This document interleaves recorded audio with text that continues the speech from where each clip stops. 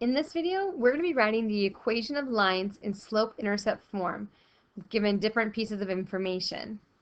So again, we're going to be doing it in slope-intercept form for our finish, which is y equals mx plus b. So let's take a look at our first example.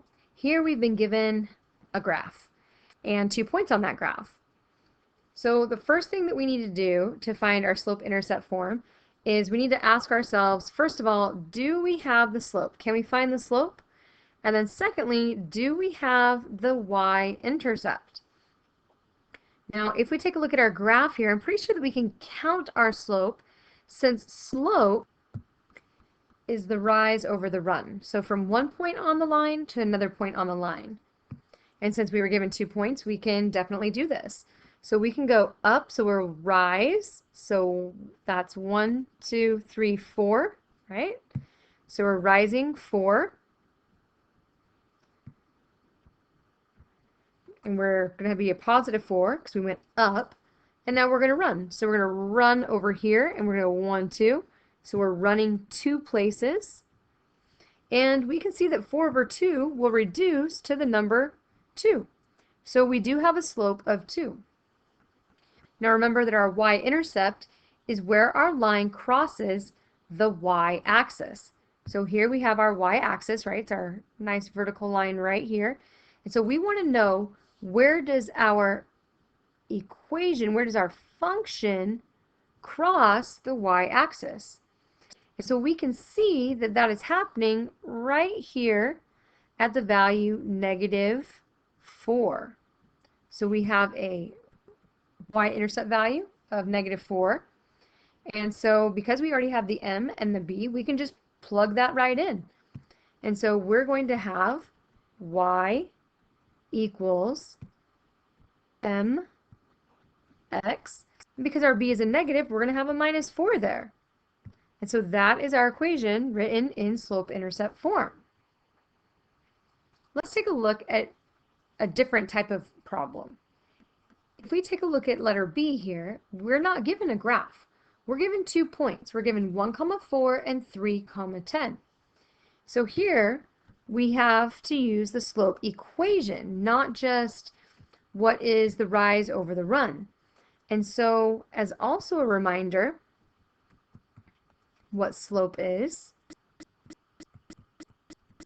Slope is also our y1 minus our y2 divided by our x1 minus our x2.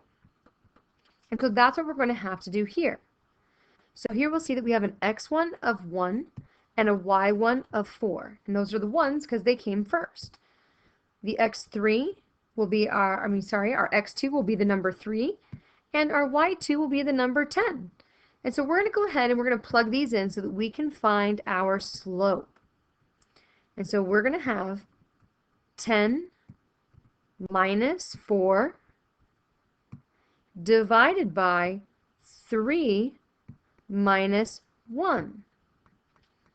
And when we work that out, we see that we're going to get 6 over 2, which reduces to 3. So we have a slope of 3. So let's go ahead and let's write that. M equals 3. Well, if we look at our points, we see that none of them were 0, a number, so we don't have our y-intercept. So we're going to need to use point slope form. And remember, our point slope form is our y minus our y1 equals m times x minus x1. Well, we have a y1 and we have an x1 and we have an m, so we're good to go. So let's plug in what we have. So we're going to have y minus our y1, which is the number 4,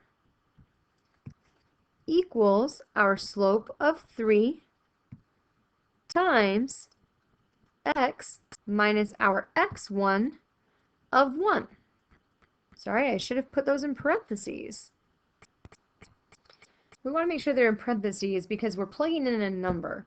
And so that way we know that we're not changing something that we shouldn't change. So there they are now with their parentheses. And we see that we don't have anything to simplify. There's no double negatives. And so we're able to take that y minus 4 equals 3 times x minus 1, and we're able to distribute our 3 value. So we distribute our 3 value, and that gives us y minus 4 equals 3x minus 3. Then we'll add 4 to both sides, and that will give us y equals 3x plus 1. And so now we have the equation of our line in slope-intercept form. So we were able to do that using the 2 points it gave us to find the slope, then using point-slope form to find the equation of our line.